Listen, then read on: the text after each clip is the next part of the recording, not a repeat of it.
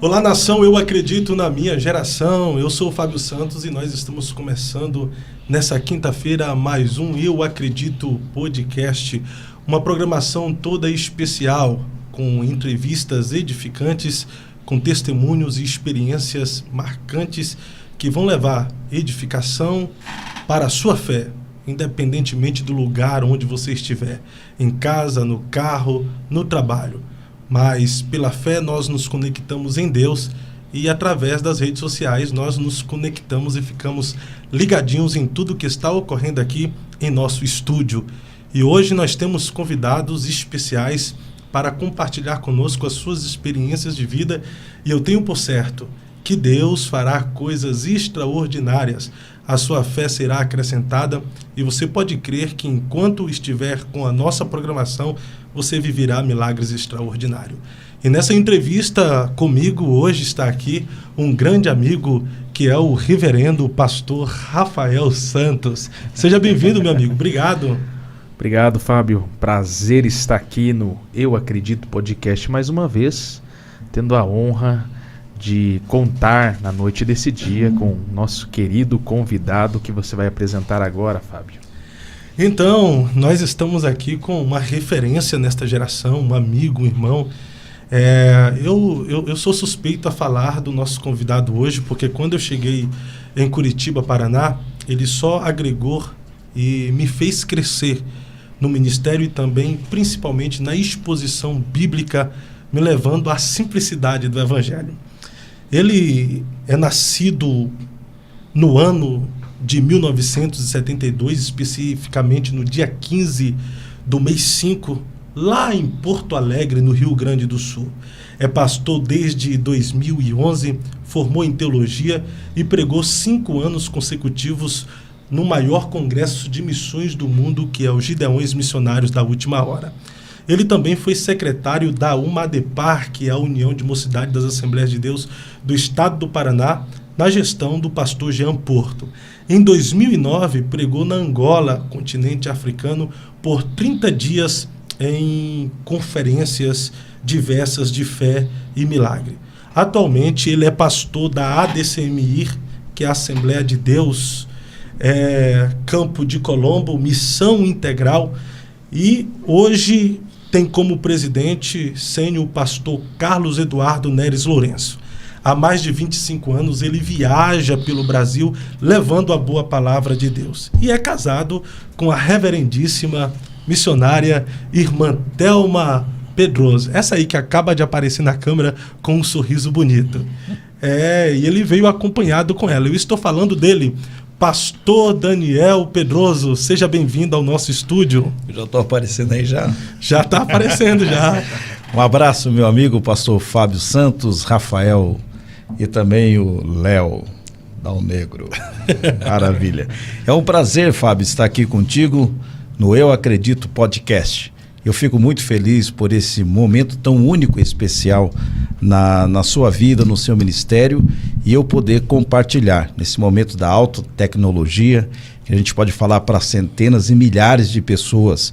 E eu tenho certeza que o momento será especial, será memorável, e eu quero agradecer de coração o carinho de todos vocês, pela minha pessoa, pela minha esposa Thelma Pedroso, pelos meus filhos também que estão acompanhando, Jonatas Pedroso e Adriel Pedroso. É uma família especial de pregadores e ministros e também músicos, levitas na casa do Senhor.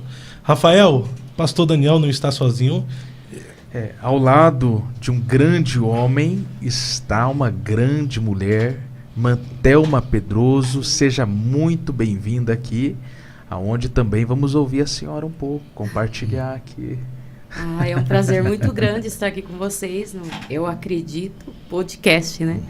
E é um orgulho, né, de estar aqui juntamente com meu esposo. Acabou. E...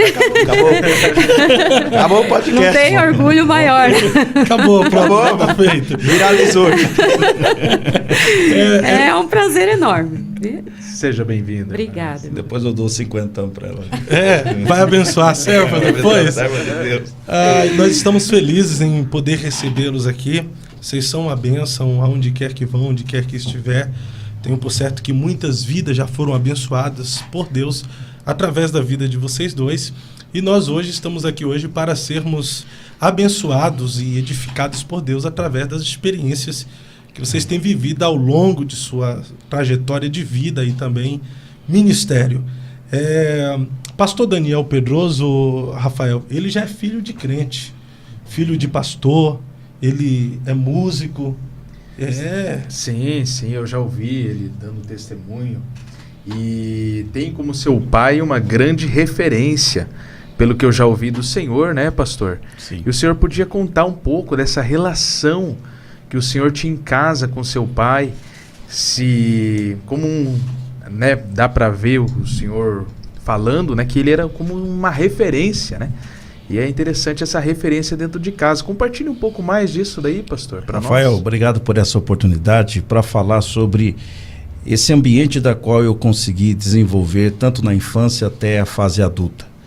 Meu pai de saudosa memória, Vitor Zelino Pedroso, e minha mãe, que no ano passado foi vitimada pela Covid-19, a irmã Maria de Lourdes Pedroso, que foram referências para a minha vida. Somos uma família de 6 irmãos, uma das minhas irmãs já também dorme no Senhor, mas eu nasci num lar em que meu pai e minha mãe foram grande referência, porque, Fábio, às vezes nós lemos o Evangelho, necessariamente não na Bíblia, que ainda como criança eu não tinha esse acesso ao ler a Bíblia, mas a gente via a Bíblia na vida deles, pela postura, pelo exemplo, pelo posicionamento, pela maneira da qual eles conduziam a família.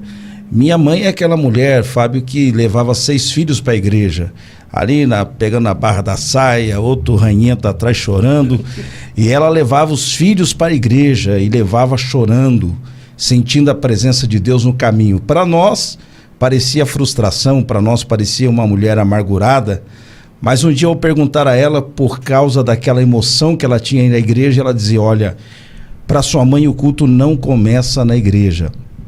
Para sua mãe o culto já começou.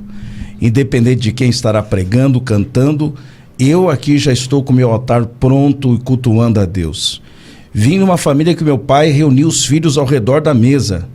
E é ali, Fábio, que eu entendi o impacto do evangelho na minha vida. Talvez não foi aquele de eu levantar a mão e ir para frente, mas à beira da mesa a gente ali era impactado pelo poder do evangelho.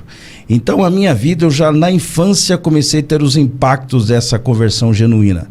E abrindo aqui mais um leque, fui batizado com o Espírito Santo numa escola dominical. Sim, pastor. E há quem diz que quem nasce em um berço cristão, quem nasce em um lar de crentes, sim, não tem testemunho para contar. Eu acho isso uma inverdade. Não, tem muito. Eu, por exemplo, fui batizado com o Espírito Santo numa escola dominical. Eu dei um tapa na cara do menino, eu era bagunceiro. Dei um tapa na cara do menino e a irmã, que era a minha professora, que é viva até hoje, a irmã Dalziza, ela disse: olha, meu filho, irmão não bate irmão. Você tem que aprender a lição do perdão, pede perdão. E sabe que aquela inocência de criança, tudo bem, eu pedi perdão. O menino com as marcas ainda dos meus dedos no rosto. E ela disse: enquanto você abraça, eu canto o hino da harpa, nasceste de novo, anda já com Deus. O caminho é estreito e a porta é também. E na hora que ela cantava e nós abrindo os braços para o momento do ato do perdão, nós dois fomos batizados com o Espírito Santo. Uau. Fomos carregados no colo para casa porque as forças físicas se esgotaram pelo peso daquela glória. Então a gente dentro de casa viu muitos impactos, muitos testemunhos. Minha mãe na época foi curada do câncer, meu pai também foi curado de um problema na coluna que ele tinha, muito grave. Então tivemos muitas experiências. Então o meu lar, pela graça de Deus, Fábio, foi um ambiente de cura, de libertação, de salvação, de batismo com o Espírito Santo.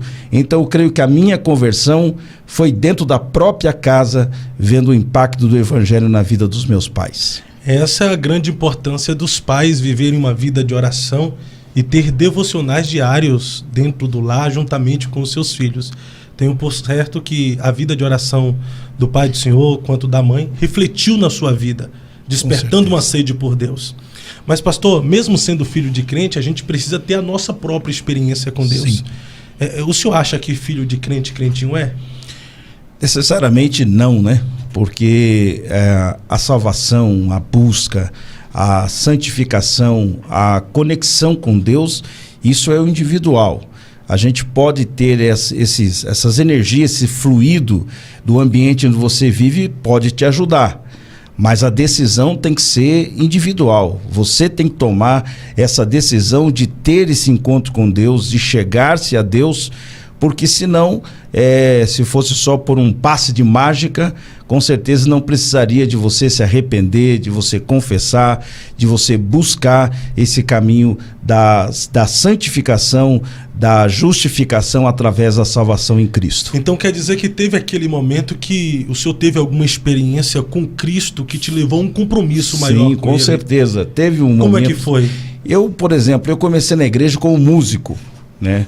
Fui batizado do Espírito Santo como novo, como te falei, e comecei na igreja tocando contrabaixo, era contrabaixista. E eu me lembro que um culto em que eu estava presente, tocando, e aquele culto foi impactante quando uma das minhas irmãs cantaram aquele hino, Eu Navegarei no Oceano do Espírito.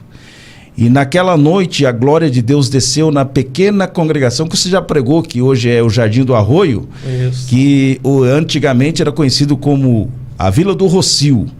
E quando a minha irmã cantou aquele hino, eu me lembro que nós músicos, eu e meu irmão, nós deixamos os nossos instrumentos de lado e fomos à frente, tomado por aquela glória, por aquele poder. E naquela noite, eu creio que foi ali em que eu me posicionei diante de Deus, coloquei a minha vida diante de Deus, e foi ali que eu entendi que dali para frente eu tinha a responsabilidade de cuidar da minha alma e do meu coração.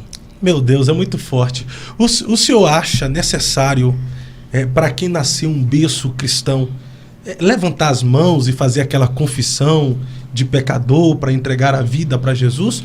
Ou a realidade que já vive dentro de casa vai levar ele a este propósito de servir a Jesus com fé, com integridade, com verdade? Eu acho, Fábio e Rafael, que esse ato estereótipo, né, de você ali levantar a mão, tudo mais, ele tem que ser uma verdade do coração, que tenha já acontecido no coração, porque o Evangelho trabalha muito na perspectiva da verdade do interior, não muito na localização geográfica. Quando a mulher disse, olha, a gente adora onde, a gente tem conexão com Deus aonde, qual é o local, qual é o posicionamento que a gente terá para a gente ter esse encontro com Jesus? E Jesus respondeu a ela, nem lá, nem aqui, nem no monte e também muito menos aqui no templo. Se for no templo, os samaritanos não podem. Se for no monte, os judeus também não podem. Então, encontro com Deus não há lugar.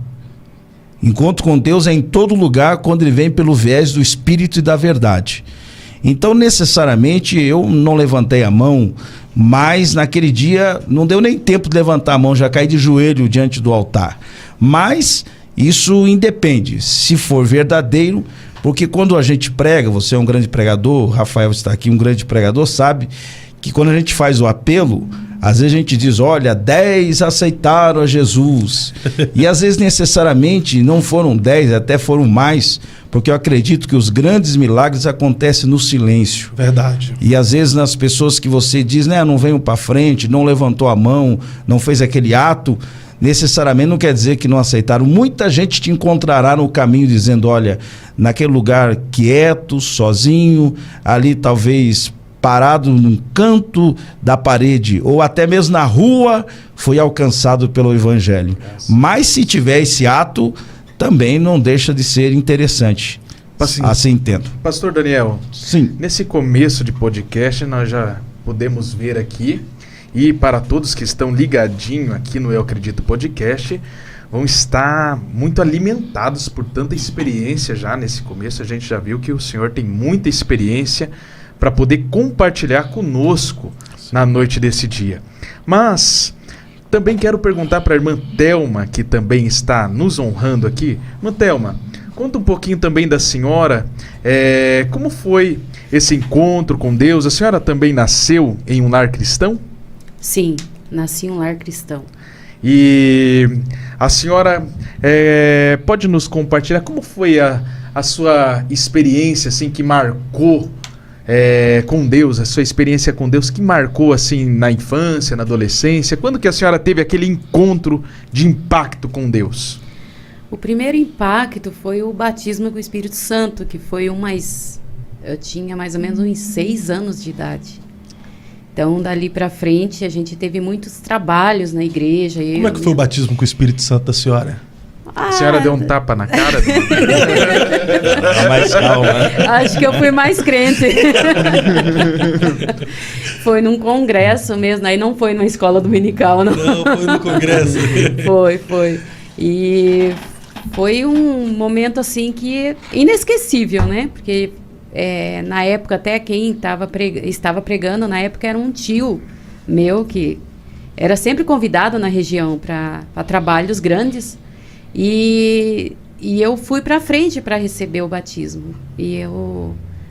Aí eu fiquei impactada, né? Depois, aí a gente foi só desenvolvendo. A minha mãe trabalhou muito na área com criança, e a gente sempre no meio e ajudando. Eu, desde 4 anos de idade, louvando a Deus, né? Eu fazia... Tá muito. Fazia dueto. Tem um CD da senhora, né? Então, eu cresci já naquele meio evangélico, né? Quando me encontrou, acabou, não? Foi a glória total. Quando eu vim para Curitiba, eu tinha 10 anos de idade. E a primeira igreja que eu congreguei foi onde ele estava. Aí foi amor à primeira vista? Não. Vamos falar disso daqui a pouco, mas deixa eu dar um salve pra galera aqui. Tem um pessoal lá no YouTube nos acompanhando, meu amigo Rogério Gomes, lá de Porto Seguro, Bahia, Arildo da Luz, Pastor Antônio Bandeira, Igor Menacho Oliveira, Enéas Italita. Abraço e saudação a todos vocês que têm nos acompanhado. Compartilhe essa live aqui do YouTube. Você que está no Facebook, estamos no YouTube com a live com a qualidade melhor. Eu Acredito Podcast. Então saia daí do Facebook e venha para o YouTube participar com a gente, porque hoje tem muitas histórias boas e edificantes para nós sermos edificados. Pastor Daniel Pedroso, a nossa vida é feita de experiências, e tem aquelas experiências que nos marcam. Por exemplo, o primeiro encontro com Cristo, o batismo com o Espírito Santo. Mas nós temos aquelas experiências com Deus que ela se torna mais marcante de todas. O senhor tem uma experiência com Deus que te marcou e em todo tempo o senhor lembra dessa experiência que o senhor teve com Deus? Fábio, hoje nós derramamos lágrimas pela perda do bispo Paulo Moura. Sim. E eu vindo para cá, eu percebi que essa pergunta viria a mim e eu pensei, né? O homem de Deus não morre. Quando os seus feitos, quando os seus atos, pelo ministério guiado por Deus, eles estão vivos na vida de muita gente, na impressão, na alma de muita gente. E essa experiência eu não posso esquecer. Em 2009 eu estive na África, preguei 30 dias no continente africano, precisamente na Assembleia de Deus de Maculusso e região. E quando eu voltei de lá, Fábio, eu voltei muito mal. Eu fiquei 30 dias, não tinha aquela experiência, foi aquele molecão empolgado, né? Falei, 30 dias.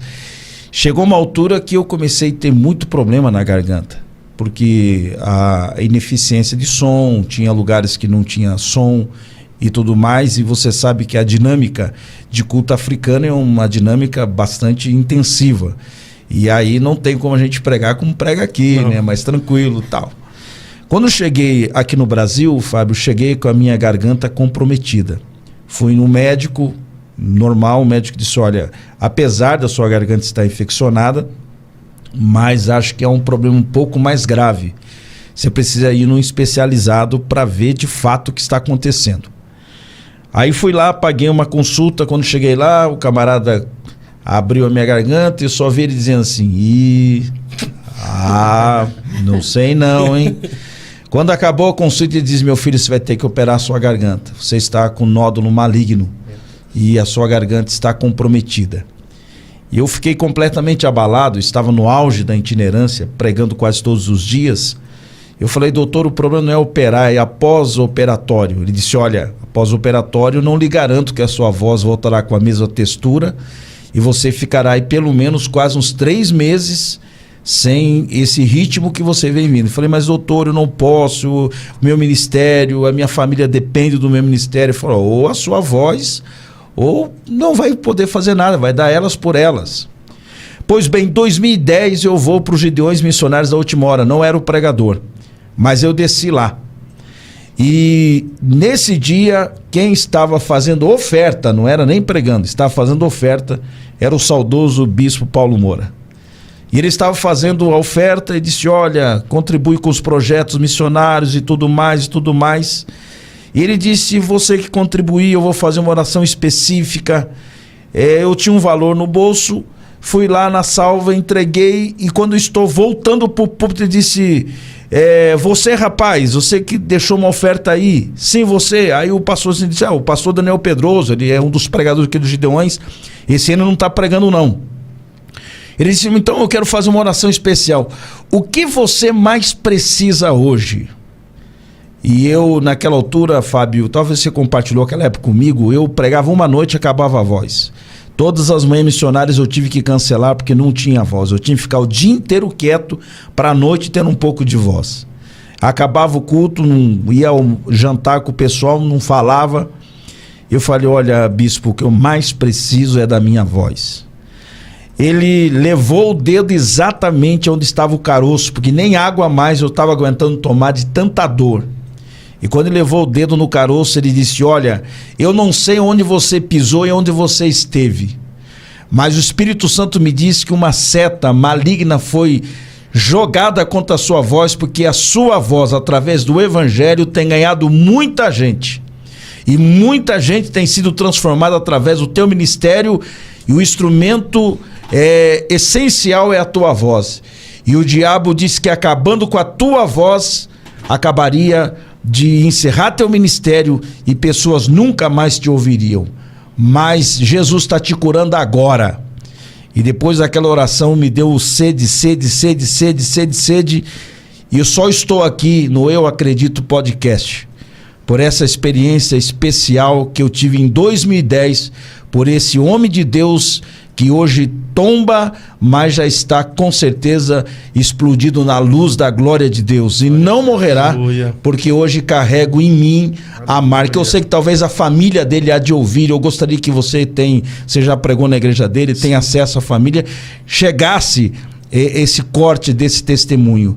Porque o homem de Deus não morreu. A Bíblia diz que o homem de Deus, a pessoa que morre em Cristo, ficará em memória eterna. Esse foi algo que eu nunca mais esqueço, porque só estou pregando aqui. Hoje eu tomo geladinho, tomo gelado, falo o dia inteiro e a voz parece que melhorou muito mais. Graças a Deus que o senhor não falou, eu tomo uma gelada. Uma água gelada. Depois de um testemunho maravilhoso desse aqui, eu já estava impactado. Aí já era, né? Mas essa foi uma experiência, Fábio, não, tremendo marcante demais. O apóstolo Paulo Moura carregava de Deus uma unção inigualável. Eu estive com ele lá na igreja Missão Mundial, Graça Mundial, alguma coisa assim. E ele ainda, mesmo na velhice, a idade avançada, não mais com aquela força que ele tinha, mas dava para ver que a unção ainda era a mesma que ele carregava. Quem recebeu de Deus uma unção, ele não perde nunca mais. Sim. Não perde jamais. E o Senhor foi o alvo da unção de Deus na vida do apóstolo Paulo Moura, e eu fico feliz em ouvir esse testemunho aqui. Deixa eu dar um salve aqui para a galera que está nos acompanhando no YouTube. Henrique Jubanski, pastor Daniel Pedroso, um homem usado por Deus para abençoar muitas vidas, já fui alvo de muitas palavras proféticas vindas através deste homem de Deus. Tiago Júnior Arruda, meu amigo do Arruda Pisos, obrigado pela sua participação. Wagner Souza, meu amigão lá do Maranhão, pastor Wagner, um homem de Deus também que tem exercido um trabalho excelente no reino. Fique conosco aqui neste Eu Acredito Podcast, compartilhe para geral, porque nós temos muitas coisas boas da parte de Deus, testemunhos como esse que você acabou de ouvir do pastor Daniel Pedroso. Não é verdade, Rafael? Meu Deus, que maravilha! Glória a Deus por esses testemunhos, pastor. Estamos sendo muito edificados. Mas, pastor, nós sabemos que dentro, né, da igreja, quando o Senhor nos chama, existem vários ministérios. Existem aqueles que são chamados para serem levitas, cantores, mas o Senhor teve o ministério da pregação. Quando que o Senhor entendeu que o seu ministério era esse? Porque muita gente tem dúvida a respeito, né, do ministério, qual que é o serviço, qual é a chamada que Deus tem para a vida dele. E o Senhor, como que o Senhor percebeu que o seu ministério era pregar a palavra de Deus? Rafael, antes eu quero deixar um abraço a todos os irmãos ali da Decimi Moinho Velho, nossa congregação, simples congregação, mas de um povo querido que estão nos assistindo. Quero deixar um abraço carinhoso a todos eles. Pois bem, eu comecei na igreja tocando contrabaixo, músico. E você sabe que o músico ele é muito centrado naquilo que ele faz. Então a gente se dedicava, nós éramos da época do playback, ele não era muito forte, né? Então na época nós ia ensaiar na igreja à tarde, os cantores iam à tarde ensaiar com a gente, pra gente fazer aquela introduçãozinha bem básica, né? Mas a gente ensaiava. Mas havia um diferencial. Geralmente na hora da palavra, não estou dizendo hoje, também não estou generalizando, estou dizendo da minha época. Os meus amigos músicos, quando chegava a hora da palavra, achavam a porta de emergência. E aí abandonavam os instrumentos, já tinham tocado, saíam. Porém, eu tinha algo muito interessante na minha vida, porque Fábio e Rafael e Léo, na hora da palavra, aquilo me encantava. De ver um pregador dominando a palavra, manejando a palavra, um público cativo, olhando, ouvindo, preso. E aquilo me chamava a atenção. E eu deixava o contrabaixo de lado e não saía. Ficava ali preso, ouvindo a palavra. E eu comecei dentro de casa, ainda bem novo ali, menino, 12, 13 anos ali, comecei dentro de casa. E pregava, né? Mas ali eu lia a palavra de Deus já meio já com aquela tonalidade de pregador, porque a palavra, hoje estou mais calma, na época eu não, até eu me conhecia, na época eu era uma metralhadora, giratória, e parece que quanto mais rápido eu falava, o raciocínio era melhor. E eu pregava, e o público era minha avó, eram minhas irmãs, né? Eu ali pregava, orava, recolhia oferta, davam glória a Deus. Não, que nada, chegou uma hora que a minha avó chamou meu pai e disse: olha, Vitor, leve esse menino pregar na igreja que aqui nós não aguenta mais. Ele grita, ele berra dentro desse quarto aí, faz tudo sozinho. Meu pai meio que não botava muita fé, tal, achava que eu era meio tímido. Então eu percebi que eu tinha essa chamada e eu persegui ela, porque a primeira oportunidade eu pedi. Por isso que eu digo, experiência não é regra geral, né? Experiência é experiência. Eu pedi a minha primeira oportunidade. Aí o pastor disse: olha, quarta-feira você prega. Já vem que você prega. O senhor pediu, chegou pro pastor? Eu cheguei pro pastor e falou: eu sinto que eu sou pregador. E ele me deu a oportunidade. Falou: bora, quarta-feira você prega. Aí eu tenho uma foto aqui, eu com um terno bege. Manda pra mim que eu vou mandar ali pro Dal Negro e ele vai colocar na televisão aí agora. Será que eu acho essa foto aqui, rapaz? Vamos lá. Eu achei que tava preparado aí. Não é que você me pegou no pulo, mas a gente acha. Aí acontece o que, rapaz? Que o rapaz disse: então, olha, quarta-feira você prega. Aí eu fui de terno bege, gravata azul de crochê. E na hora que você estiver falando, eu mando. Aí eu cheguei com aquela Bíblia Scofield, capa mole. Não sei se é do teu tempo, uma Bíblia Scofield, capa mole. Já fui direto pro púlpito. E eu apressando o hino na minha cabeça, falei: é hoje. Quando eu for chegando perto da palavra, me parece um presbítero de fora. Aí o pastor disse naquela linguagem, né, eclesiástica, não entendia muito, disse: olha, Daniel, pela ética eclesiástica, nós temos um presbítero de fora e pela ética você ainda não é nada. Então você prega na outra quarta-feira e nós temos que dar pro presbítero. Para mim o culto já acabou ali, né? Que tem pregador até hoje, né? Que o culto, se ele não pregar, não tem culto, acabou. Na outra quarta eu fui. O mesmo terno, com a mesma gravata, com a mesma Bíblia, com a mesma mensagem. Só que quando ele avisou que era eu o pregador, a igreja lotou mais. A curiosidade, né? Filho do irmão Vitor, da irmã Maria, o contrabaixista, vai pregar. Aí quando tá chegando a hora de eu pregar, acho que ele se empolgou, viu a igreja lotada e disse assim: Daniel, hoje não dá, porque eu sinto que eu tô com a palavra. Eu falei: vai dar briga, porque eu também tô sentindo que eu tô com a palavra, todo mundo com a palavra aqui. Também não preguei. Quem pregou? Ele? Não vou dar o nome ao boi, mas ele pregou. Mais um dia, Fábio, esteve na nossa igreja a saudosa missionária Paulina, a irmã Paulina. Muitos que estão me ouvindo aqui a conheceu. Era uma senhora, uma morena, cantava demais. Ela cantava que não haverá paz no vale para mim. E naquela noite ela pregou. Eu também já não fui mais de terno, já sentei lá atrás, falei: esse negócio não é para mim. Quando ela estava terminando de pregar, ela ia entregar o microfone para o pastor. Ela disse: pastor, só um minutinho, eu tenho que fazer algo que Deus está mandando fazer. Ela disse: aquele moreninho lá, fica de pé. Um levantou a mão: não, você é moreno, mas não é você não, é o outro. O outro levantou a mão e disse: não, não é você. Eu olhei para trás, você que olhou para trás. Eu falei: é você, fica de pé. E eu fiquei de pé. Ela disse: todo mundo olha para ele. Falei: caiu a casa, né? Todo mundo olhou para mim, profeta, né? Falou: agora. Vai revelar. Vai revelar.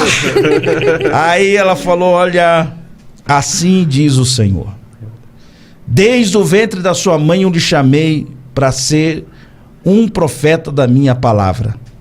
E o Brasil e o mundo há de ouvir a tua voz. Assim diz o Senhor. Eu senti um impacto muito grande. E tudo naquela igrejinha onde eu moro até hoje. Às vezes eu passo com ela ali, né? A gente vai comprar pão, faço questão de passar pela frente da rua. E a minha memória se enche de alegria de saber desses fatos. E ali, Rafael, quando acabou o culto, ela disse: eu quero falar com você. Eu falei: tem mais ainda? Tem que falar com você. Porque Deus me manda te dar a primeira oportunidade. A verdade, você teve 2 tentativas. Mas eu vou te dar a primeira oportunidade. Vai no ciclo de oração à tarde e você vai ser o pregador oficial. Não falei, mas pensei: se não tiver presbítero me atrapalhar, né? Bora lá. Rapaz, naquela tarde eu preguei, gritei, berrei. Foi extraordinário. E dali as coisas foram acontecendo. As portas em Curitiba foram se abrindo. Já fui virando um pregador interbairros. Já fui indo ali, aqui, lá. Aí um dia o dirigente me chamou, porque lhe faltou de mim faltou de mim a humildade de ficar debaixo de uma autoridade pastoral, de entender que como sair você tem que saber, o teu pastor tem que saber onde você está, enfim. Mas eu empolgado comecei a atender tudo que vinha pela frente, né? Chegar até pagar para pregar, mas ia em tudo é canto. Aí o pastor me chamou e disse: meu filho, você tá fora da igreja? Eu falei: não, tô crente, pastor. Falou: é que você desapareceu da igreja, não apareceu mais? Falou: rapaz, você deve estar triste comigo. Seguinte, domingo à noite você prega. Larga a mão de quarta-feira. Pode estar presbítero, quem for, você prega. Aí eu, boçal, né? Falei: pastor, deixa eu dar uma olhada na minha agenda aqui. Que nessa altura do campeonato já tinha até agenda, né? Então foi ali que eu percebi que as coisas começaram a acontecer. Não foi por impulso do meu pai, até meu pai nem acreditava. Meu pai me acreditou mais como músico como pregador. Mas ali eu senti o impacto de Deus, que a chamada realmente estava sobre a minha vida. E você só tem a certeza disso quando você vê o processo das coisas acontecendo.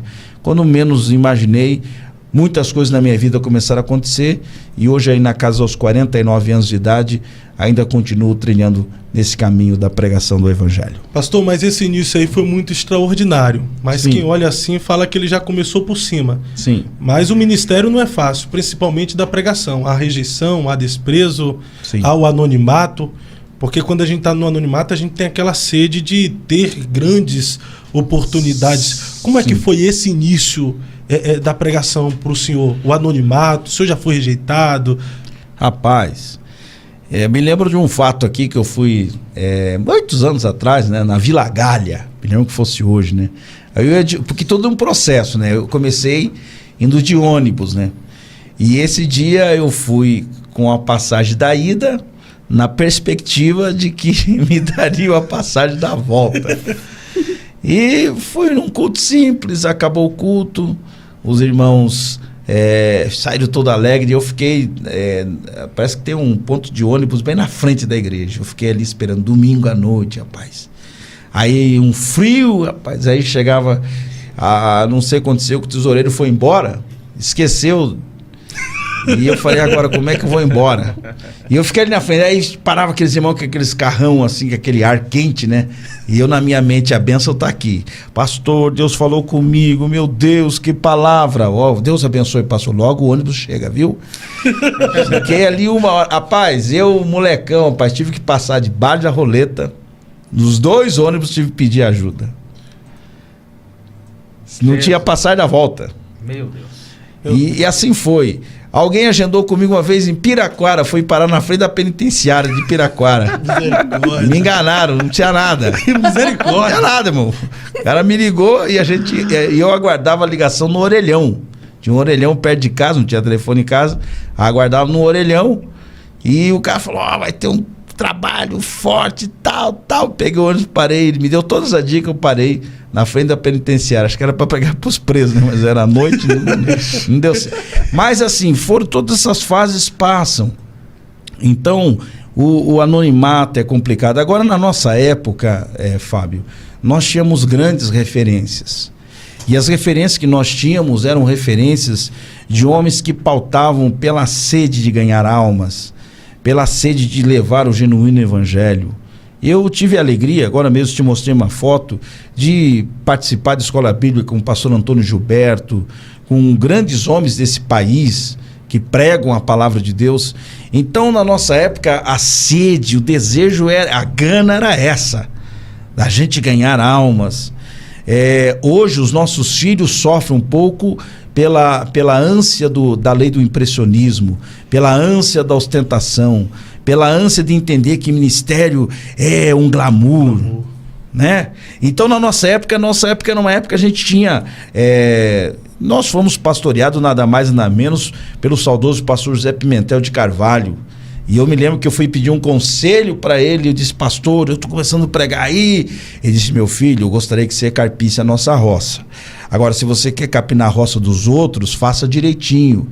Pregue a palavra, não dê escândalo, não escandalize o evangelho, não queime o ministério de Curitiba, porque o nome dele já era carta, né? Você dizia, sou do ministério tal, as portas já se abriam.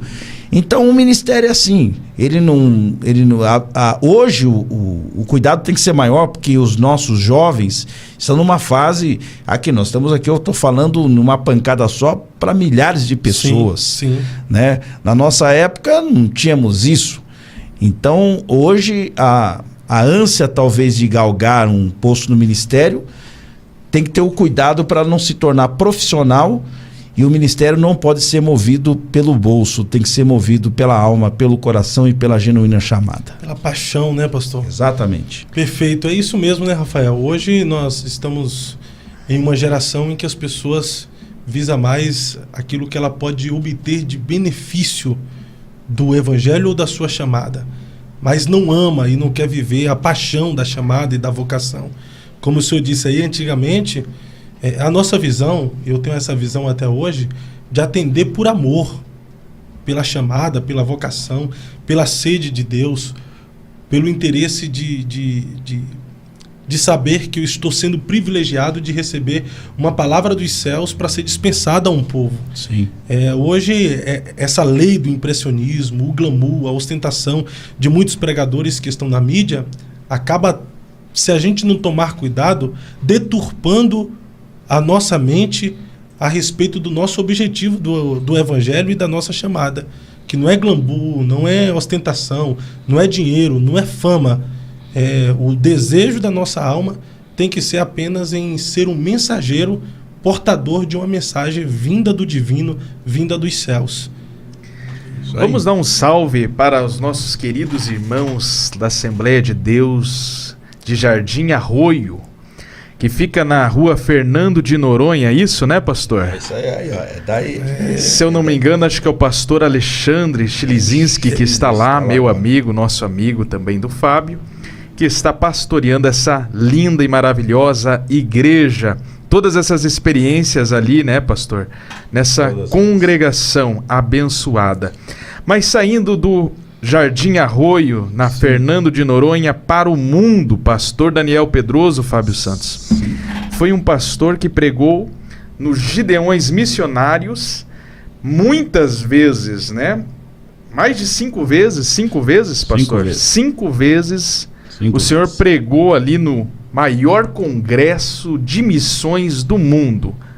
Salientando que essa época era o auge dos gideões missionários, né? Sim. Todos os pregadores do Brasil, principalmente os pregadores pentecostais, Rafael, sonhavam em pregar nos gideões. O pastor Daniel, quando pregou nos Gideões, não tinha tantos e tantos pregadores. Hoje, graças a Deus, tem até mais oportunidades para mais pregadores, mas era só o grupo seleto mesmo que pregava lá, né, pastor? Excelente. E conta um pouco para nós como foi essa primeira vez pregando em Camboriú. Quem te convidou? Como que foi, pastor?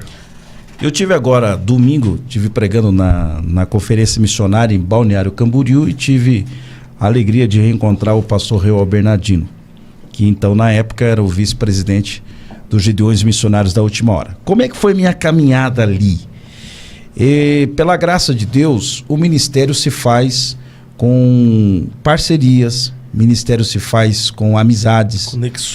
Conexões. Fábio fala mais difícil, né?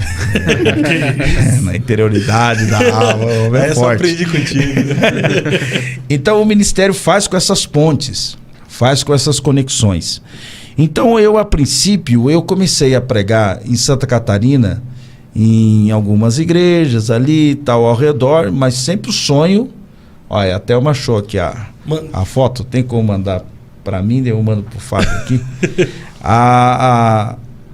E eu comecei a pregar ali nos arredores, né? Ficar quase na Itajaí, e ali doido para passar a ponte pro outro lado. Ao derredor, né? Ao derredor.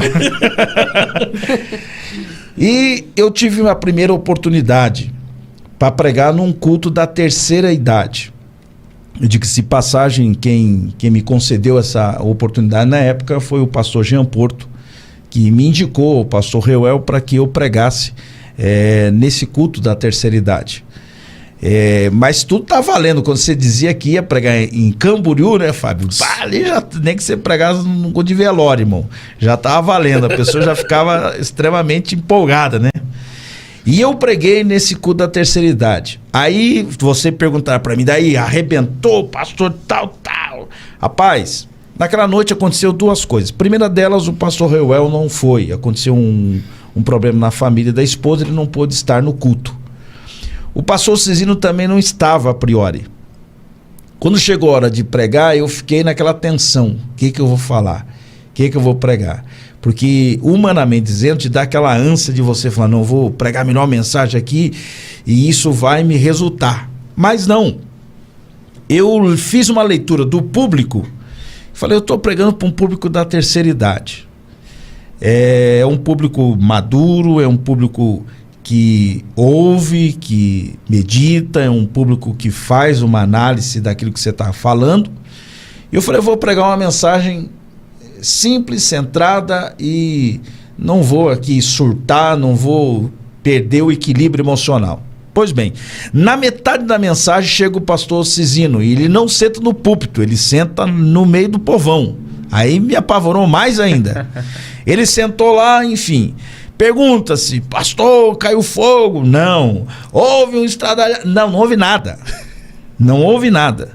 Eu disse amém, sentei, frustrado, que você faz aquela autocobrança, né? Os pregadores estão ouvindo, sabe o que eu estou falando. Sim, você faz aquela autocobrança, você já faz o teu feedback ali já na hora, né?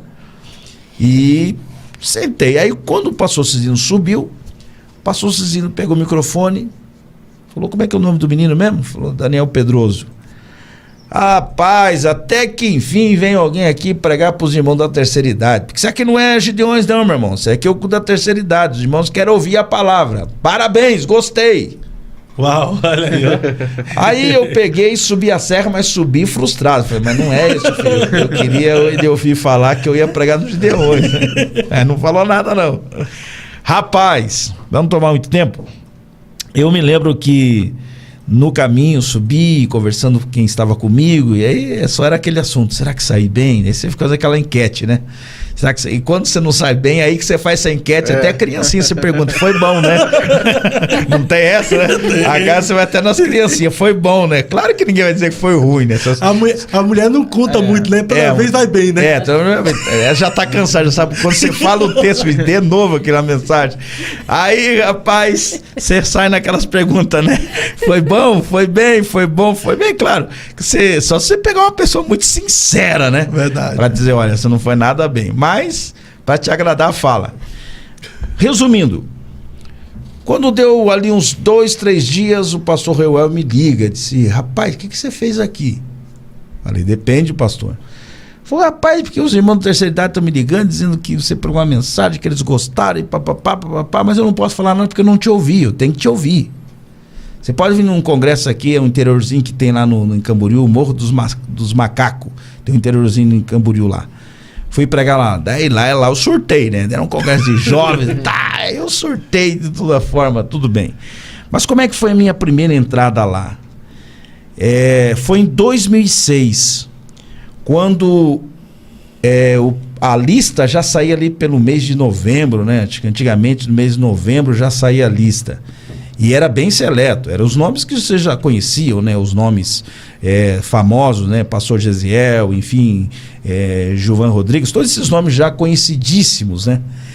E eu me lembro que, aí quando eu estive na África em 2009, e aí eu me lembro que quando fecharam a lista de 2006,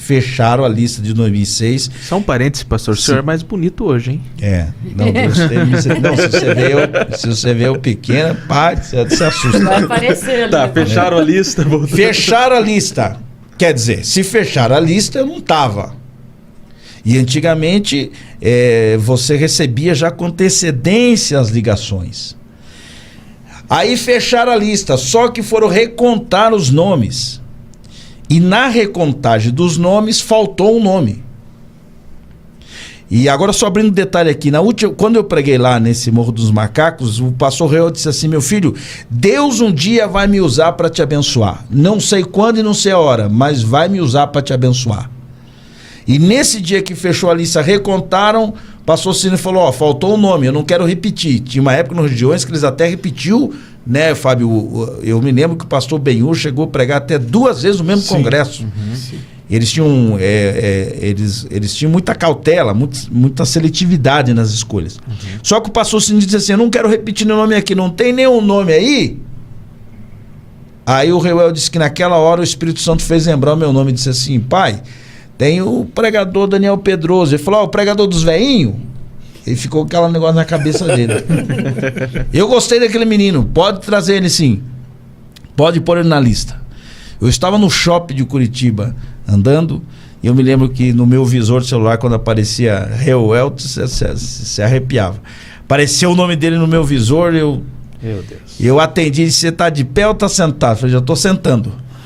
Ele falou, você vai ser um dos pregadores de Gideões em 2006.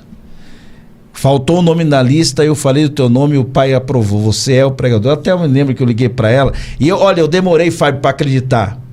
E eu ficava ligando para todo mundo por perto para saber se realmente era verdade, se não era uma pegadinha gospel, que estava fazendo uma coisa comigo. Eu não dormi uma semana, eu fiquei tenso, preocupado, calafrios.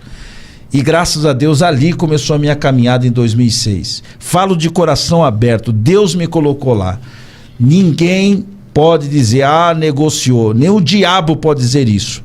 Porque eu tenho essa experiência que, graças a Deus, Deus me colocou lá. Fui até 2012, a minha caminhada ali. E graças a Deus, deixei boas marcas ali, boas mensagens, acredito eu. E foi o momento que me abriu as portas em várias partes desse país. Que maravilha, essas são as experiências do pastor Daniel Pedroso falando a respeito do Congresso dos Gideões Missionário. Nós estamos no Eu Acredito Podcast no YouTube e também no Facebook, só que a nossa live do Facebook está sendo derrubada agora, vamos ficar apenas no YouTube. Então, por gentileza, venha para o YouTube, coloca Eu Acredito Podcast, que já vai aparecer ao vivo para você continuar nos assistindo, sendo edificado quem tá mandando um abraço para nós é o Ulisses aí, viu? Ulisses Maliano, o italiano. É o italiano. Ele agora é italiano, né? Mas tem uma galera aqui nos mandando aqui em saudações no YouTube, ó, o Jackson Castro, estamos aqui de Porto Seguro, na Bahia, assistindo este podcast. Forte abraço, Jackson. O Henrique Santos, também ali, ó, da Igreja Mundial do Poder de Deus, lá na Bahia, está aqui com a gente também. Rogério Gomes, Josuel Santos, o Cleudson, o Gadá tá aqui com a gente. Salve a todos vocês. Continue conosco. Tu mandou já aquela foto? Mandei agora. Mandou, e eu já vou mandar ali pro Léo. Isso. Um abraço ao Josuel Santos, lá de Faxinal, um grande amigo. Grande abraço. Um abraço pro meu filho, Adriel Pedroso, e a família que está ouvindo, Ezequiel, a Tatiane, a Késia e a Keila. Abraço para essa galera que o pastor Daniel Pedroso está falando. Abraço. Pastor Daniel, nessa época aí que o senhor já estava pregando nos Gideões, as coisas acontecendo, o senhor tem até uma mensagem que o senhor prega sobre vendedor de ilusões. Nessa época, o vendedor de ilusões apareceu? Olha, se para Jesus, né, nem Jesus foi poupado, imagine nós, né? Ontem mesmo eu preguei essa mensagem na nossa congregação baseada em Mateus 4, quando Jesus foi tentado no deserto pelo diabo. Diabolos, divisor, tentador, causador de confusão. E você vê ali que primeiro ele tenta colocar em xeque a identidade de Jesus. Se tu és o Filho de Deus, primeiro transforma essas pedras em pães. Olha aí que coisa linda. Olha aí, ó. Menininha aí, ó. É isso aí, ó. O Bibel ali. Tá envelhecida a foto, né? É que eu sou velho, eu sou velho novo e fiquei novo velho. O tempo foi bom com o senhor. O tempo me ajudou, rapaz do céu. Era muito magro. É muito feio mesmo. Era magro. Não digo feio, mas magro eu sempre digo, pastor, nos cultos que eu vou com a Giane, eu falo que eu sou o alvo de muitos milagres. Dentre tantos, o milagre do matrimônio. Não foi fácil, mas eu casei porque Deus faz coisas milagrosas, viu? Mas eu acho que o senhor tá comigo nessa aí também. Tamo junto. Mas, pastor, então, sobre Fábio, o vendedor de ilusões. Então é exatamente isso. Qual que é o vendedor de ilusões? Satanás é um vendedor de ilusões. Primeiro, ele trabalha na sua maior carência, né? De Jesus foi a fome, né? Ele mora na porta da necessidade. Ele disse, olha, transforma essas pedras em pães. Você está com fome, a tua maior carência é essa. Então resolva isso. É só fazer aqui a transformação. Então o diabo ele força a barra para que você transforme aquilo que não é naquilo que ele quer que seja. Mas não é pedra. Pedra, pão é pão, né? E na vida nem tudo que você pode fazer, você deve. Então, isso é bom, hein? Fala de novo isso aí que vai ter corte. Na vida nem tudo que você pode, você deve, né? O Paulo deixou muito claro isso. Então a gente tem que ter muito cuidado. Então a gente às vezes é muito tentado, o Fábio e Rafael, muitas vezes a você perder sua essência, perder sua identidade, apressar processos, né? Quando eu vou usar a expressão mesmo de Jesus, quando o diabo disse, olha, se tu, filho de Deus, se atira daqui, dá um salto daqui, lá embaixo você vai ter um amparo angelical, vão te segurar, vai ser um espetáculo. Imagina o senhor pular daqui, cair de pé lá embaixo. O senhor não vai precisar toda essa caminhada de discipulado, ficar ensinando o povão. É só fazer um espetáculo, a coisa acontece, acabou, vai ser aplaudido lá embaixo. E eu gosto de Jesus, que nem Jesus quis provocar a lei da gravidade. Falou, diabo, entre pular eu desço pelas escadas. Essa é forte. Então, às vezes a gente é muito levado a fazer loucuras. A gente é levado, às vezes, a fazer um espetáculo. A gente, às vezes, meu Deus, até chegar onde fulano chegou. Você não pode, você, meu jovem pregador, não fique a sua vida se comparando com os outros, porque quem compara, para. Você tem que entender que entre eu e você não há diferença nenhuma. São momentos e processos, valorize esses momentos. Se você não sabe valorizar as pequenas coisas, quando as grandes vierem, você se perderá. Aprenda a cada processo da sua vida, fazer isso com todo carinho, com todo amor. Eu preguei na Vila Reno, aqui em Curitiba, uma igreja pequena. Ao mesmo tempo, de repente, Deus me colocou num Gideões Missionários da Última Hora, mas isso não alterou absolutamente nada, porque você está tratando com pessoas, aonde há pessoas há valor, aonde há pessoas há preciosidade, aonde há pessoas é o elemento mais primordial para Deus, é as pessoas.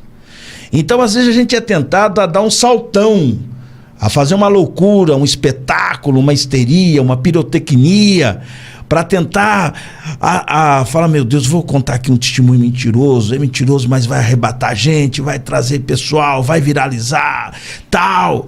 Porque às vezes, Fábio, você pode estar no lugar certo com a motivação errada e não vai adiantar.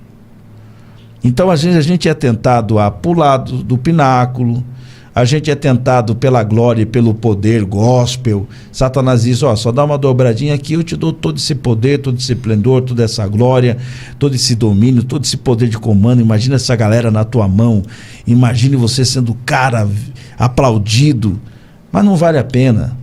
Então tenha paciência, o Deus que começou a obra, ele aperfeiçoará até o final.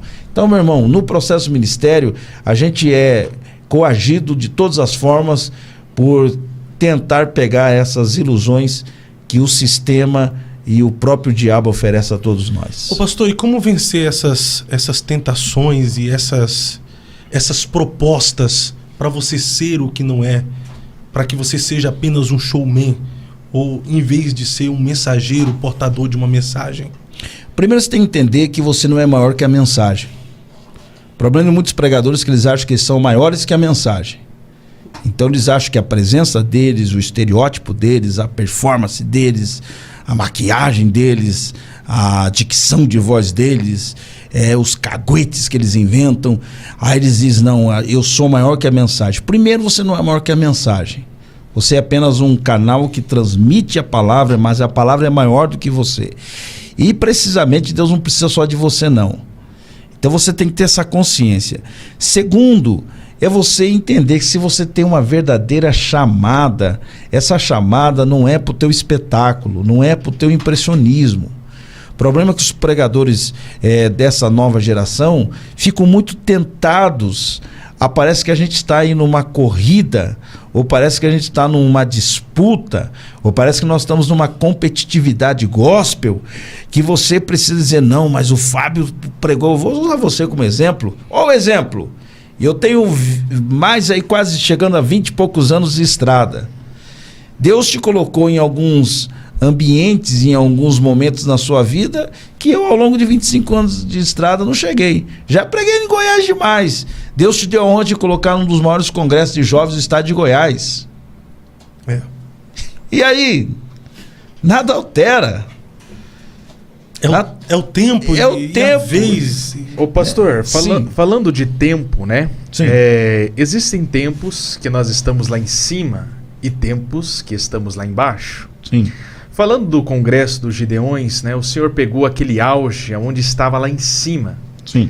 E muitos dizem que logo após a morte do pastor Cisino, Sim. né? O congresso está indo de ladeira abaixo. Um em específico disse que quando o pastor Cisino morreu, a bandeira dos Gideões Missionários foi enterrada. Mas nós sabemos que existe esse processo lá em cima e embaixo. Qual é a sua opinião nessa questão desse trabalho que foi um trabalho e é um trabalho, né, criado e originado pelo céu, por Deus, e que tem abençoado tantas pessoas, mas que está nesse processo aí? Qual que é a sua opinião, pastor? Rafael, eu vou te dizer assim com o coração bem aberto. Eu discordo dessa ideia que a bandeira foi enterrada com o pastor Cisino por uma questão. Se fosse assim também a bandeira teria sido enterrada com o Daniel Berg e Gunnar Vingre. Eu acho que nós não podemos ser a geração da descontinuidade. Nós não podemos ser as lamas de Brumadinho, que a gente vem e enterra tudo aquilo que um dia foi elencado, foi erguido por homens de Deus que pagaram o seu preço com lágrimas, sangue e suor. Então, quando o pastor Cisino morreu, eu uso aquela expressão de Jesus que disse, se o trigo ficar vivo, fica só. Agora, morrendo dará muito fruto. Aí depende das gerações que tomaram posse disso. Por que a Igreja Assembleia de Deus está na sua potência? Porque Daniel Berg morreram, mas homens após eles foram a ponte da continuidade. Não foram as lamas de Brumadinho que enterraram. É como nós. Daqui a pouco, a Igreja Assembleia de Deus de Curitiba, que está bem presidida pelo pastor Wagner, daqui a pouco estará em nossas mãos. A Assembleia de Deus do Brasil, daqui a pouco estará em outras mãos. Aí depende da geração que pega esse legado. Então, quando ele morreu, não foi enterrada a bandeira. Eu pergunto se as gerações que pegaram esse legado deram continuidade. Aí pelos frutos conhecereis. Também não dá para confundir evento com essência missionária. Se confunde muito isso. Se baseia muito pelo evento e esquece que o pastor Cisino, a verdadeira essência do trabalho que ele desenvolvia, e o Fábio acompanhou isso ainda em vida, que você entrava no gabinete falar com o pastor Cisino e falava de obra missionária com lágrimas que pingavam a mesa do seu escritório, não é, Fábio? Verdade. E é bom salientar que os Gideões Missionários não é apenas um congresso. Exatamente. Anualmente. O Gideões Missionário tem a sua essência, que é, de fato, investir em missões. Eu tive a oportunidade de viajar algumas vezes para o campo missionário, em especial para o sertão do Nordeste, com o pastor Wesley Ricardo dos Santos, e a gente vê, de fato, o extraordinário trabalho que Gideões faz na manutenção desses missionários que vão aonde muitos não querem ir. Eles chegam aonde nem políticos, para fazer as suas propagandas eleitorais, conseguem chegar. Então, a essência dos Gideões está nisso, em buscar vidas, em amar alma. De fato, é uma frase até do pastor Wesley Ricardo: Gideões é movido por missões. Então eu entendo que está nas nossas mãos. É como eu perguntaria, eu sempre falo aos nossos filhos, ou até mesmo cabe a nós, que igreja nós deixaremos para os nossos filhos, para os nossos netos? E se nós entregarmos uma igreja boa, será que eles darão continuidade a isso? O pastor José Pimentel de Carvalho um dia disse para mim dentro do seu gabinete, e eu tive a alegria de ouvi-lo. Ele disse: meu filho, logo eu estou indo, mas até aqui eu ostentei a bandeira do Evangelho, até aqui eu mantive a tocha pentecostal acesa, até aqui defendi a sã doutrina bíblica. Ele não falava de legalismo, não. O pastor tinha um viés bíblico, teológico muito forte. Ele disse: até aqui ostentei tudo isso, preservei tudo isso. E eu acho que no script aqui fala da solidez, dos pilares da fé. Até que eu mantive. E daqui para frente? Ai, meu irmão, fica a frase: ou nós seremos a geração da continuidade que preserva o que é original, o que é santo, o que é sadio, o que é substancial, ou nós seremos as lamas de Brumadinho que enterra tudo isso. Então eles não são culpados disso. Culpado talvez seja aqueles que não deram a continuidade com a sua essência e com a saúde espiritual da qual eles nos entregaram. Juízes 2:11, né? Depois da morte de Josué, fala de uma geração que foi congregada, que não conhecia a Deus nem as obras que eles fizeram a Israel. E olha que Josué foi um grande líder, então a responsabilidade não é do líder, mas está dessa nova geração em buscar ter experiência e ter contato com Deus. Nós estamos aqui com muitas pessoas nos acompanhando. Olha só. Agora que é feio. Ali é seu pai. É meu pai. Parece gêmeos, olha isso. Meu pai e a saudosa mãe, rapaz. Olha só.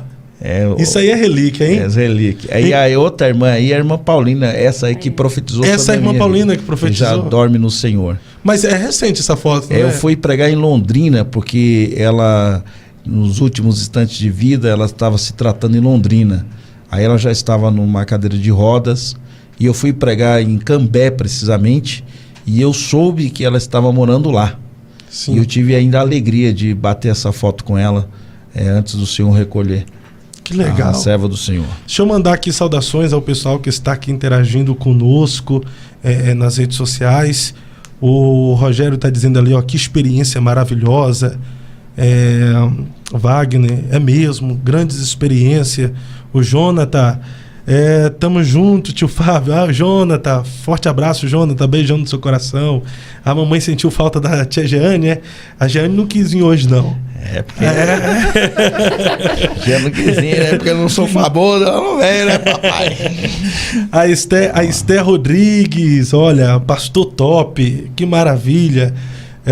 A Rúbia Pereira, o pastor William está usando a conta da Rúbia, dizendo que é o pastor William Santos. Estamos assistindo e deixo os meus parabéns ao programa. Deus abençoe, pastor William. Está conosco também pastor Natanael Afonso, ali da congregação Alto Tarumã. Forte abraço, pastor Natanael.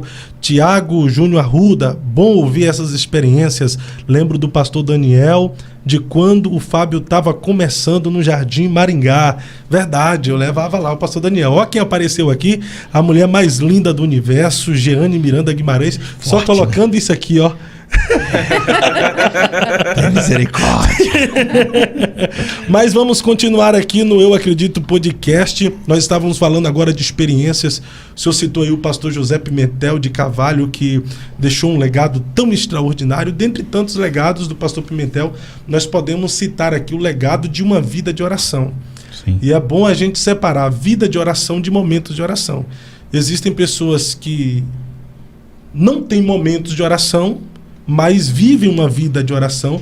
E já existem pessoas que não vivem uma vida de oração e têm poucos momentos de oração. Mas seja uma vida de oração ou momentos de oração, a oração proporciona para a gente experiências com Deus marcantes. O púlpito pode ser uma vitrine onde a gente mostra os nossos talentos, dizia Leonardo Ravenhill, mas o lugar de oração não tem como a gente usar máscara ou fantasia. Ali é apenas a miserabilidade, a fragilidade, a pecaminosidade de um pecador se encontrando com aquele que é santo. Então não tem como usar máscara, porque ele nos conhece por dentro e por fora. E é lá que ele se revela a nós, se manifesta a nós. Qual foi a experiência mais marcante que o senhor teve na oração, pastor Daniel? E pastora Thelma também, eu quero saber depois sobre a sua maior experiência na oração. Uma das coisas que a gente precisa entender na oração, que a verdadeira oração e a essência da oração é quando você ora a sua verdade. Sua vida é a sua oração. Porque nós vivenciamos muito aquela ideia da espiritualidade do templo. E geralmente quando a gente entra para dentro do templo, a gente corre um grande risco do mecanismo. Quando você dobra o joelho ao lado de alguém, você quase vai ouvir a rasidade da oração ou quase a técnica da oração. Sim. Mas quando você chega naquele... abre a porta do teu quarto, fecha o joelho, você dobra ali os joelhos e fecha a porta do seu quarto, você começa a viver ali o momento que você tem a chance e a experiência de você ali ser verdadeiro para com Deus. A gente até usa uma expressão, você fazer ali a striptease da sua alma. É o momento que você tem ali de colocar as vísceras da sua alma para fora. E eu, em momentos de oração, Fábio, eu tive alguns momentos de experiências com Deus. Uma delas, eu me lembro que eu estava em um momento de oração muito forte e senti meu corpo, bem dizer, desmorecer de tanto quebrantamento, porque as pessoas acham que a oração lhe faz exaltado. E ao contrário, quanto mais você ora, mais quebrantado, mais necessitado, mais carente você se torna. Então, eu me lembro que ainda menino, ainda orando, e eu via muito isso no meu pai. E é bom que os pais aqui entendam que alguns momentos são marcantes na vida dos filhos. E eu orando a Deus, eu pedia que Deus realizasse um milagre no meu ministério. Queria muito ver um milagre acontecer. Porque eu via aí pastores pregando, paralítico andando, coisas acontecendo. E eu orei a Deus uma vez e fui pregar em Guaíba, Rio Grande do Sul, naquela região, precisamente em Eldorado do Sul. E após um tempo de oração, quando eu fui convidado para esse evento, lá Deus curou uma irmã que estava com câncer na língua. E ela foi radicalmente curada pelo poder do nome de Jesus. E foi através dessa experiência de oração que eu tive. E não foi algumas horas não, porque não está muito no tempo. Está na qualidade da sua entrega. Mas o camarada diz, ora a noite inteira. Eu já tentei, mas já chamei Jesus de Genésio, já abençoei o Espírito Santo, já fiz um monte de... Então não está muito no tempo, né? Está na qualidade da entrega. E esse foi um momento de experiência. Claro, já tive outros momentos de o Senhor derramar da sua unção, de receber variedades de línguas, ter de Deus uma experiência total. Mas nesse dia específico, a minha oração era para que acontecesse um milagre no meu ministério, que marcasse o meu ministério. E foi nesse dia que, após um tempo de oração, o Senhor realizou esse milagre na vida de uma irmã que foi curada de um câncer na língua. Ao ponto que até um pedaço da língua que já estava começando já a perder, Deus restaurou. Foi algo extraordinário. Meu Deus, é muito forte, porque Deus responde mesmo a oração. Grandes pregadores na história da igreja viveram milagres semelhantes depois da oração. Exemplo, Jonathan Edwards, da Nova Inglaterra, quando ele foi pregar o seu maior sermão, Pecadores na Mão de um Deus Irado. Antes de pregar esse sermão, ele ficou 3 dias sem comer, sem beber, sem dormir, apenas orando: Deus, dá-me as almas da Nova Inglaterra. Deus, dá-me as almas da Nova Inglaterra. Quando ele entrou no templo, as pessoas viram em seu rosto aspecto como de anjo. Ele pregou o seu maior sermão, e na proporção que ele pregava, as pessoas começavam a segurar na coluna dos templos, as mulheres começavam a puxar o cabelo, os homens começavam a gritar dizendo: Edwards, pare de pregar, porque estamos sentindo as chamas do inferno nos consumindo. A oração faz isso mesmo, opera milagres e manifesta a unção do Espírito Santo na vida de um pregador. Pastora Thelma, qual foi a experiência marcante que a senhora teve com Deus em oração?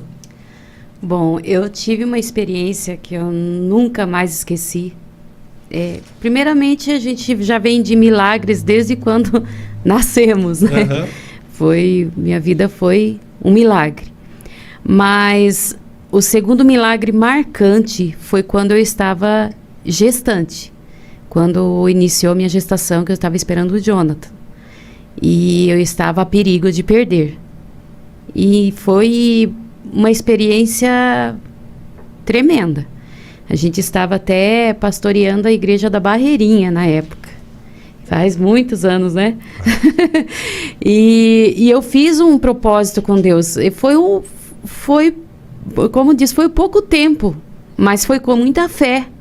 E o risco que eu corria de perder o bebê, tinha hemorragia e placenta baixa, descolada, foi só com muita fé. O médico falou, muita fé e não esforçar, ficar o tempo todo em repouso.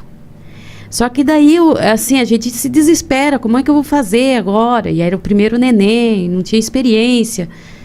E eu pedi a Deus, eu fiz um propósito com Deus, que eu daria o meu testemunho se ele curasse. E no dia da apresentação eu entregaria o meu testemunho e até louvaria o nome dele em questão do milagre. E foi radicalmente curada. No próximo, teve uma outra ecografia que eu fiz e estavam fazendo ali normalmente o exame. Aí eu perguntei, eu falei, mas a placenta está baixa. Falei, não, tá lá em cima. Aí, mas estava descolada. Não, tá coladinha. Eu me lembrei do propósito que eu fiz, eu orei a Deus e Deus ouviu a minha oração e eu entreguei. E no dia da apresentação eu contei o testemunho, né? Ótimo. E louvei a Deus. Meu Deus, ele faz, né? E cantei e foi muito forte. Abraço pro Jonathan, milagre de Deus, hein? Olha, é um presente de Deus, né? Pedroso, ela entregou louvor, entregou oração e também entregou o Jonatas no altar. Jovem pregador. Hoje ele é... Jonatas é presente de Deus. Presente de Deus. A segunda resposta nós chorar para ter. Aí acabou. É o segundo presente de Deus. Mas eu te mandei aí 2 fotos, uma delas aí. Olha essa aí, ó. Ó, na época da Umadse, olha lá, ó. Umadse Cerro Azul. Né? Foi em Cerro Azul, olha lá, presbítero Daniel Pedroso. Demais, irmão. E aquele senhor ali, quem é? Aqui, rapaz, vamos até orar por ele. É o cantor Valdomiro Moreiro, o Valdomirinho. Muita gente conhece ele. Parece que está com câncer, está internado. Aqui é o Marcos Cândido, né? a esposa dele. E eles eram lá da região, essa época era tudo ligado a Curitiba, né? Sim. Isso aqui, irmão, aquele Serra Azul, irmão, você chegava tonto para pregar, né? De tanta curva, né? E hoje tem asfalto, né? Mas na época... Era batalha. Foi a batalha. Até mas que quando foi para lá estava gestante. Estava gestante. Né? Então, tem alguma caminhada aí. Eu te mandei uma foto aí, Mandei para ir lá. Sobre a primeira mensagem que eu preguei. Foi esse dia aí? Não, essa aí foi na época da molequinha aí, ó. Olha lá o pullover azul. Azul é gravado de crochê. Você não usou isso, né, Rafael? Mas tu é a cara do Jonatas. Tem um ar, né? O Jonatas prega assim também, ó. Com esse trem assim, com a mão assim, ó. E aí também tem a primeira mensagem que eu preguei no vai vir aí agora, ó. Vai vir aí. Enquanto vem, um abração aí ao pastor Enéas. Manda lá. Enéas tá dizendo, ó. Manda um abraço para o pastor Daniel Pedroso, Enéas e Thalita, lá de Cascavel. Esse é o famoso, né, irmão? Famoso, o povo é famoso. Não pode falar um casal de Cascavel, né? É que deu revela, né? Eles são os meus amigos, pastor Enéas, Montalita, são demais. Grande abraço, Deus. A irmã Estel Rodrigues mandando um abraço aqui também para o pessoal. A outra chegou aí, a primeira mensagem? Tá baixando? Pastor. Baixa não, produção. Pastor, falando um pouco sobre oração, a gente sabe que na nossa caminhada ministerial, Deus coloca pessoas ao nosso lado. Sim.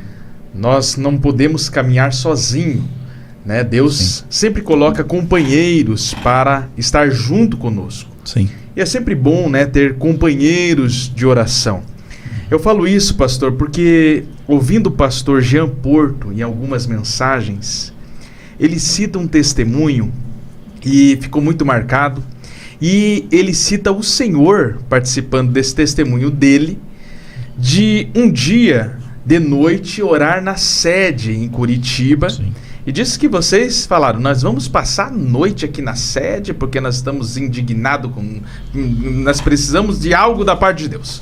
Sim. E ele contou que teve uma experiência extraordinária. No outro dia ele foi pregar, uma mulher foi curada e aquilo ficou marcado. Conta um pouco mais, pastor, dessa experiência e a importância de ter pessoas ao nosso lado que têm essa visão, né, esse desejo, essa sede, vamos dizer assim, por Deus, né? Sim. Aquela sede genuína.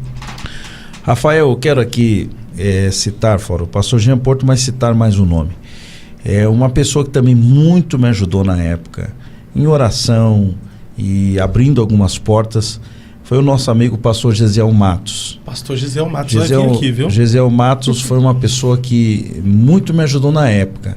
Quem vê o Gesiel assim, brincalhão e tal, mas eu conheci o Gesiel Matos, quando eu comecei a pregar, o Gesiel já pregava. Tinha cabelo na época, né? E o Gesiel era um rapaz de muita oração. Na nossa época, a oração era essencial. A gente foi ensinado que tinha aquele famoso clichê, né? Pouco oração, pouco poder, né? Então a gente era muito impulsionado por isso. Então eu participei de muitas vigílias de oração, de meia-noite, orar primeiro, a primeira etapa era da meia-noite às 2 da manhã orando de joelhos. Eu vi muitas coisas acontecerem. O saudoso pastor João Carneiro, que me pastoreou, era um pastor de muita oração. Ele orava, começava meia-noite e às vezes ia até às 4 da manhã, 5 da manhã, orando. Só que ele tinha uma técnica boa, né? Ele ficava quietão, assim, não sei se ele dormia, né? Aí ele ficava quietão. Aleluia. Qual que é o problema nosso? Que nós já entrava queimando gasolina azul, né? Senhor, nosso. Aí acabava o gás, aí, pronto, mas ele quietão lá, né? Só de boa, né? Aí de vez em quando ele soltava um aleluia, né? Aleluia e tal. Mas o que eu quero dizer com isso? Esse dia aí foi um dia que estava eu, pastor Jean Porto e James Costa, que está agora morando lá na região de Cianorte, se não me engano. E nós tínhamos essa preocupação de ter um ministério fervoroso. A gente tinha uma preocupação de pregar a palavra e ver os sinais acontecendo. Eu me lembro que nesse dia, no dia seguinte, eu preguei em São Gabriel. Eu, na metade da mensagem, não consegui mais pregar. Houve um manifestar de Deus muito grande. O que marcou naquela noite foi a proposta. E o Jean pode te confirmar isso. E a proposta foi essa: ou nos dá unção ou nos mata. Porque se for para viver um ministério sem unção, então é melhor morrer. Foi essa a proposta da oração daquela noite. Nós pedimos autorização para o pastor Raimundo na época, e ele nos concedeu, e nós fomos para o púlpito da sede. Apagamos aquelas luzes e só saímos de lá, quase no fim da manhã, em lágrimas, em quebrantamento, em choro, e sentindo uma chama muito forte queimar. Então, quem é que anda com você? Quais são as pessoas que você faz conexões? Quais as pessoas que você dá ponte de acessos para ela andar com você? Porque dependendo das pessoas que você ande com elas, elas podem até te desmotivar, pode te tirar do foco, pode te tirar do propósito. Então, na época, nós tínhamos uma equipe boa. Era eu, o pastor Jean Porto, tinha o James, tinha o Edenilson Nunes. Nós tínhamos ali uma equipe, mas a proposta, depois vem o Edson Sidor. Tivemos um tempo com o atual, agora, coordenador geral da UMADS, pastor Natanael Silva. Tivemos uma caminhada com ele uma época ali também. Então nós tivemos ali alguns meninos que começavam ali a pregar a palavra, mas nós já, quando começava a pregar, nós já trazia por grupos dizendo: olha, vamos orar, vamos buscar Deus, vamos fazer diferença no nosso ministério, nós precisamos dessa graça, desse poder. Então eu louvo a Deus porque na época que eu comecei a pregar, eu fiz boas conexões, boas pessoas que estiveram próximo da gente, que nos ajudaram, e isso fez toda a diferença. E a oração, meu irmão, é inegável. É diferente quando você vai pregar só na técnica, só na sabedoria humana, e é diferente quando você chega num púlpito encharcado pelo óleo, pela virtude, pela graça, pelo poder. Meu pastor, são muitas experiências que 1h30 é muito pouco pra gente saber de todas. Já deu tudo isso, né? Oxi, é muito pouco. Aí, ó. Olha aí, ó. Foi a primeira mensagem que eu preguei nos Gideões. Procura-se Jesus em tempos de Herodes. Meu Deus do céu, essa é muito forte, né? Essa aqui, Fábio, só abrindo um leque para nós encerrar aqui. Esse dia aí, eu fui convidado para pregar em 2006. E qual que foi a luta desse dia? É que o pastor Randy Johnson, ele foi convidado também para estar nesse evento. Não é que ele foi convidado, ele viria para o Brasil, então aproveitaria os Gideões. E eu esqueci o nome do outro pregador, ele era lá de Florianópolis, um grandão assim, e eu esqueci o nome dele agora. Rovani. O pastor Rovani eu pregaria talvez, não sei se na segunda, e ele pregaria na terça. E o Rovani me ligou e disse: pastor, eu estou preocupado porque o Randy Johnson vai chegar na terça-feira e disseram que vão dar uma oportunidade para ele antes de mim. Aí eu fiquei ajudando ele, conversando psicologicamente, emocionalmente, e não sabia eu que a bomba... a bomba no bom sentido, rapaz do céu. O homem chegou um dia antes e o pastor disse: nós vamos ter 2 pregações. Vai pregar o Randy Johnson e o Pedroso. Rapaz, naquele dia quem me ajudou foi o Djalma. Eu me lembro que o Djalma chamou: pastor Randy Johnson vai ficar aí até o final do congresso. O pastor, o senhor convidou para pregar. Dá uma palavra para ele aí, pronto, aí deixa o Daniel pregar. E aí o pastor se sensibilizou, mas não adiantou nada. Aquela palavra dele parecia 1h30 de pregação. É forte, mas é o tema, procura-se Jesus. Mas eu estava com essa palavra aí, Mateus 2. Trouxe a dinastia herodiana, como eles viviam, tudo mais. E aí no meio dessa confusão toda, dessa anarquia toda, aparece Jesus. E tendo nascido Jesus em tempos de Herodes. É forte. Pastorzão, nós estamos encerrando, mas antes de nós encerrarmos, deixa de tantas experiências. Olha aqui, ó, o senhor tocando contrabaixo aí, ó. Comecei tocando contrabaixo. O baixista.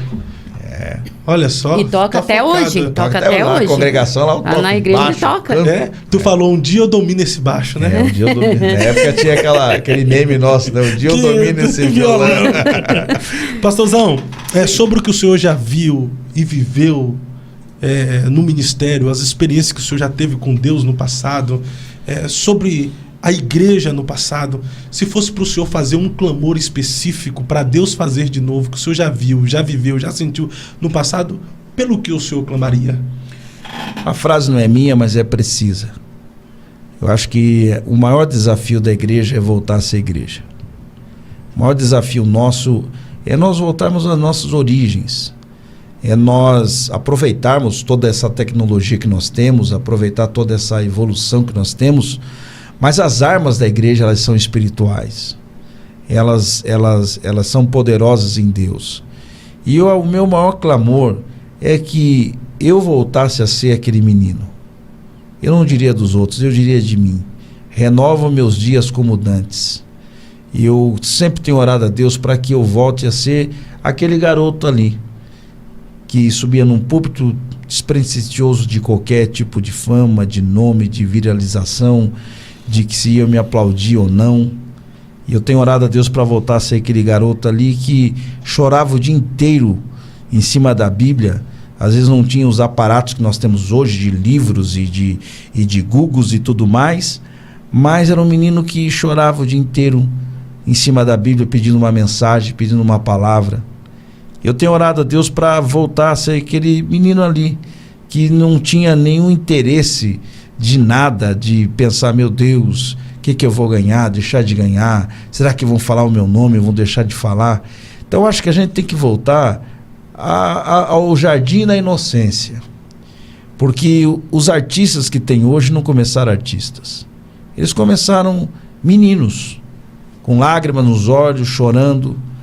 Os suprassumos que nós temos hoje, de homens que lutam por reinados e não por reinos, foram homens que começaram também se preocupando com o reino de Deus, com as pessoas, com as almas. Então nós começamos no Jardim da Inocência. O problema é que a nossa alma foi se corrompendo com o processo. E aí a gente foi perdendo o rumo. E você que viaja muito, Rafael que viaja muito, o Léo também deve viajar também, sabe que uma das piores coisas é você perder a entrada. Quando o GPS diz, daqui 100 metros, vire à direita. Aí você está distraído, de repente está conversando, de repente está mexendo no celular que não deveria mexer. Você está ali, pá, de repente você viu, perdeu a passagem da entrada. Qual é a placa que você mais clama por ver? Retorno. É o retorno. Aí você olha aquela placa de retorno e você diz, puxa, eu vou poder voltar ao caminho que eu devia ter entrado. E eu acho que a igreja precisa ver que o Espírito Santo é essa placa dizendo, eu sou o retorno. Está na hora de vocês voltarem.